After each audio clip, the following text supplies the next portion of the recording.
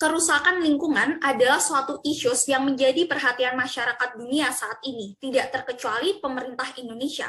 Bisa kita lihat banyak sekali isu kerusakan lingkungan yang terjadi pada saat ini. Banyak sekali pula PR terkait dengan kerusakan lingkungan yang menjadi concern atau perhatian masyarakat ataupun pemerintah Indonesia. Beberapa isu diantaranya, yang pertama adalah terkait dengan produksi sampah. Seperti kita ketahui, Indonesia merupakan salah satu negara penghasil sampah terbesar di dunia. Kementerian Lingkungan Hidup dan Kehutanan mengakui bahwa bahkan pada tahun 2020, total produksi sampah nasional telah mencapai 67,8 juta ton, yang artinya ada sekitar 185.000 ton sampah setiap harinya yang dihasilkan oleh 270 juta penduduk Indonesia. Dan tren ini semakin meningkat setiap tahunnya dan diprediksi akan mencapai suatu batas maksimal pada beberapa tahun ke depan. Isu atau masalah yang kedua terkait dengan lingkungan adalah terkait dengan deforestasi hutan. Kementerian Lingkungan Hidup dan juga Kehutanan menyatakan bahwa Indonesia memang telah melakukan penurunan deforestasi hutan sebanyak 75,3%, yakni dari sebesar 462.000 hektar pada periode 2018-2019 menjadi 115.000 hektar pada tahun 2019-2020. Akan tetapi, meskipun mengalami penurunan, laju deforestasi hutan masih menjadi suatu concern atau suatu isu yang harus dibahas karena peringkat Indonesia masih menduduki peringkat 4 di dunia. Yang ketiga, isu tentang masalah polusi udara.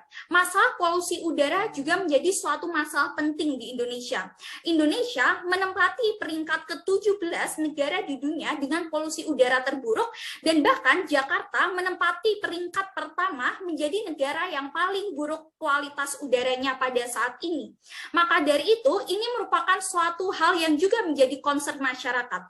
Seluruh penyebab dari kerusakan ataupun dampak-dampak terhadap lingkungan disebabkan oleh dua hal.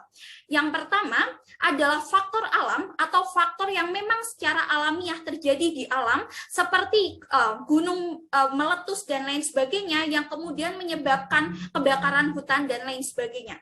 Tetapi yang kedua juga ada faktor manusia.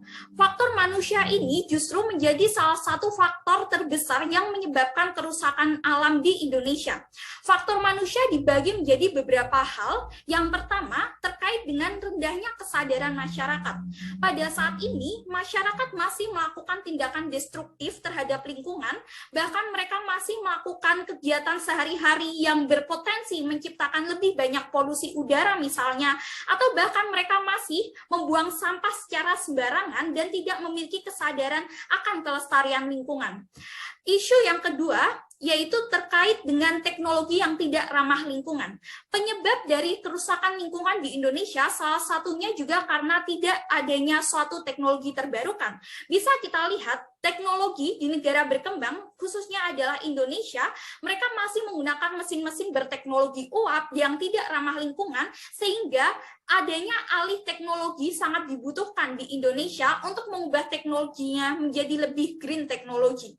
Lalu masalah ataupun penyebab dari faktor manusia yang terakhir adalah terkait dengan keuntungan ekonomi. Bisa kita lihat serial Sexy Killers merupakan salah satu serial yang sangat booming dan bisa menggambarkan bagaimana para pelaku usaha mereka hanya ingin mendapatkan keuntungan ekonomi tanpa memikirkan keberlanjutan lingkungan.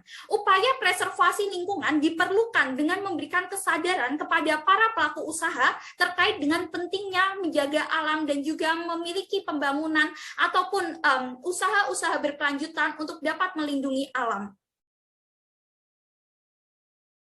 Sejarah perkembangan konsep pendidikan lingkungan hidup di Indonesia tidak dapat dilepaskan kaitannya pada tingkat internasional dan ASEAN. Sebagai harapan pendidikan yang bertujuan untuk kepentingan lingkungan, sudah sepatutnya pendidikan dan edukasi mengenai pentingnya merawat lingkungan harus digencarkan seluas-luasnya. Berikut beberapa perkembangan pendidikan lingkungan hidup pada beberapa tingkat wilayah. Pertama, perkembangan pendidikan lingkungan hidup di tingkat internasional. Pada tahun 1975, terlahir sebuah lokakarya internasional tentang pendidikan lingkungan hidup diadakan di Beograd, Yugoslavia, yang telah menghasilkan pernyataan antar negara peserta mengenai pendidikan lingkungan hidup yang dikenal sebagai The Belgrade Center, a Global Framework for Environmental Education. Secara ringkas, Tujuan pendidikan lingkungan hidup yang dirumuskan dalam Belgrade Charter tersebut adalah: pertama, meningkatkan kesadaran dan perhatian terhadap keterkaitan bidang ekonomi, sosial, politik, serta ekologi, baik di daerah perkotaan maupun pedesaan. Yang kedua, memberi kesempatan bagi setiap orang untuk mendapatkan pengetahuan, keterampilan, sikap perilaku, motivasi, dan komitmen yang diperlukan untuk bekerja sama secara individu dan kolektif untuk menyelesaikan masalah lingkungan saat ini dan mencegah munculnya masalah baru. Yang ketiga, menciptakan satu kesatuan pola tingkah laku baru bagi individu, kelompok-kelompok, dan masyarakat terhadap lingkungan hidup. Lalu ada perkembangan pendidikan lingkungan hidup di tingkat ASEAN. Sejak dikeluarkannya ASEAN Environmental Education Action Plan pada tahun 2000 hingga 2005, masing-masing negara anggota ASEAN perlu memiliki kerangka kerja untuk pengembangan dan pelaksanaan pendidikan lingkungan. Pada intinya, ASEAN Environmental Education Action Plan 2000 hingga 2005 ini merupakan tonggak sejarah yang penting dalam upaya kerjasama regional antar sesama negara anggota ASEAN, serta turut meningkatkan pelaksanaan pendidikan lingkungan di masing-masing negara anggota ASEAN. Kemudian, perkembangan pendidikan lingkungan hidup di Indonesia. Di Indonesia sendiri, pendidikan lingkungan hidup cukup mengalami perkembangan. Beberapa sekolah, perguruan tinggi, dan institusi memasukkan materi khusus untuk memberikan edukasi mengenai masalah lingkungan hidup, dan beberapa LSM untuk memberikan kesadaran kepada masyarakat sebagai wujud kepedulian terhadap lingkungan. Pada tahun 1975, IKIP Jakarta untuk pertama kalinya mulai merintis pengembangan pendidikan lingkungan dengan menyusun garis-garis besar program pengajaran pendidikan lingkungan hidup yang diuji cobakan di 15 sekolah dasar di Jakarta pada periode tahun 1977-1978. Pada tahun 1979, terakhir pusat studi lingkungan di berbagai perguruan tinggi negeri dan swasta.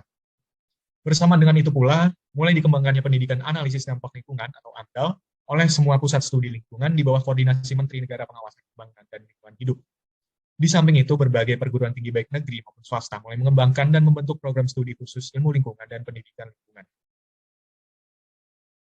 Pada tahun 1986, pendidikan lingkungan hidup dan kependudukan dimasukkan ke dalam jenjang pendidikan formal di sekolah dengan dibentuknya mata pelajaran pendidikan kependudukan dan lingkungan hidup. Penyampaian mata ajar tentang masalah kependudukan dan lingkungan hidup secara integratif dituangkan dalam sistem kurikulum tahun 1984 dengan memasukkan masalah-masalah kependudukan dan lingkungan hidup ke dalam hampir semua mata pelajaran. Pada tanggal 21 Mei 1996, terbit memorandum bersama antara Departemen Pendidikan dan Kebudayaan dengan Kantor Menteri Negara Lingkungan Hidup nomor 0142-1996 dan Keputusan Menteri Negara Lingkungan Hidup nomor 89-Men-LH-5-1996 tentang pembinaan dan pengembangan pendidikan lingkungan hidup. Direktorat Jenderal Pendidikan Dasar dan Menengah Depdikbud juga terus mendorong pengembangan dan pemantapan pelaksanaan pendidikan lingkungan hidup di sekolah-sekolah, antara lain melalui penataan guru, penggalakan bulan bakti lingkungan, penyiapan buku pedoman pelaksanaan pendidikan kependudukan dan lingkungan hidup untuk guru SD, SLTP, SMU, dan SMK, program sekolah asri, dan lain-lain.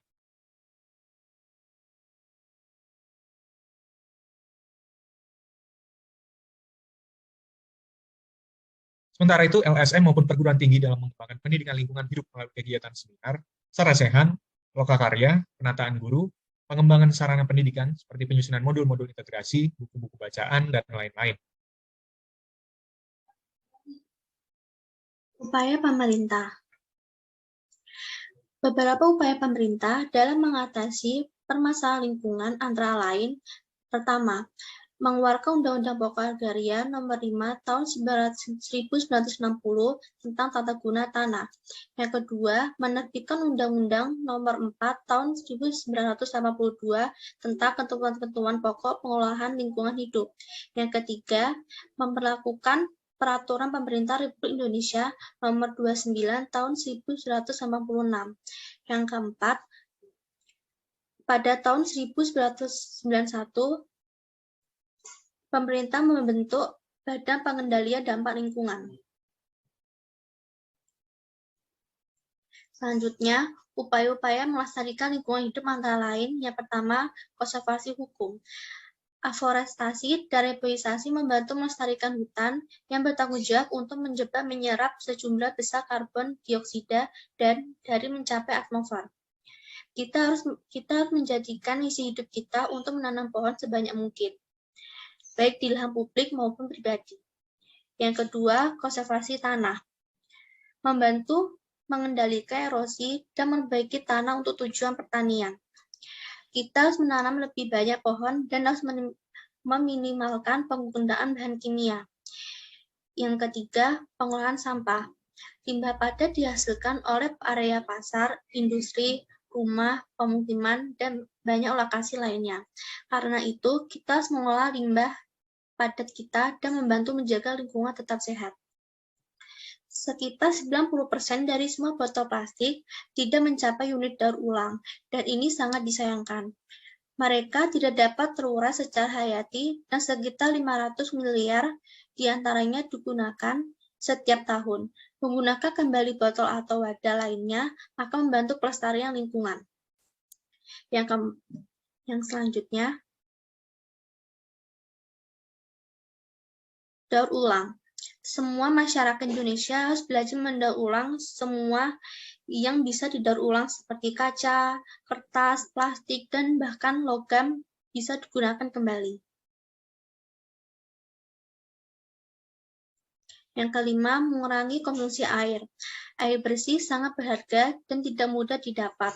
Oleh karena itu, sangat penting untuk menghemat air sebanyak mungkin dan mencegah pencemaran air. Jika tidak, air akan menjadi langka di tahun-tahun mendatang. Yang keenam, kontrol polusi. Harus secara teratur melewat mobil atau kendaraan pribadi dan meninggalkannya di rumah sebanyak mungkin, karena merupakan sumber utama polusi udara. Pengawasan juga menghindari membuang sampah sembarangan dan tidak hanya melindungi lingkungan, tetapi juga merupakan sumber pupuk alami yang dapat diandalkan. Hindari pupuk kimia yang dapat mencemari lingkungan. Yang terakhir, ciptakan kesadaran publik. Membuat masyarakat sadar akan konsekuensi dari kegiatan melalui berbagai cara yang tersedia seperti media sosial, seminar, dan media tradisional lainnya. Dasar-dasar hukum tentang perlindungan dan pengelolaan lingkungan hidup.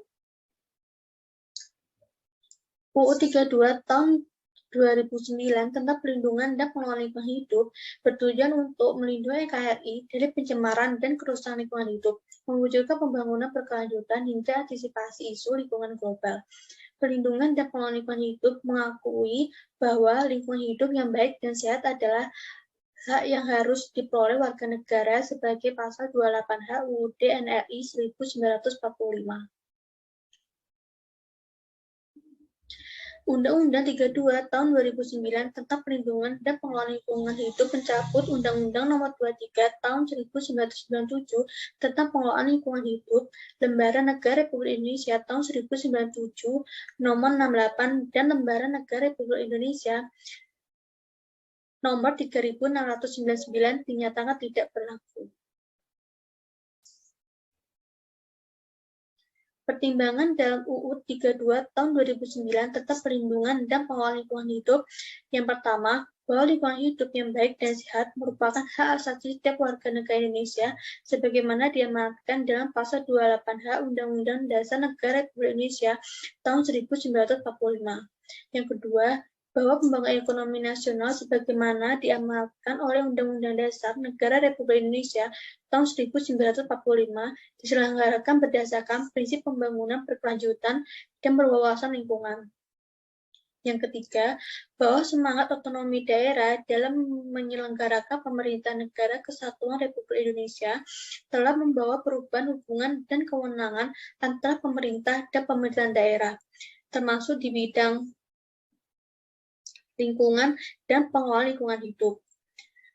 Yang keempat, bahwa kualitas lingkungan hidup yang semakin menurun telah mengancam kelangsungan kehidupan manusia dan makhluk hidup lainnya, sehingga perlu dilakukan perlindungan dan pengelolaan lingkungan hidup yang sungguh-sungguh dan konsisten oleh semua pemangku kepentingan.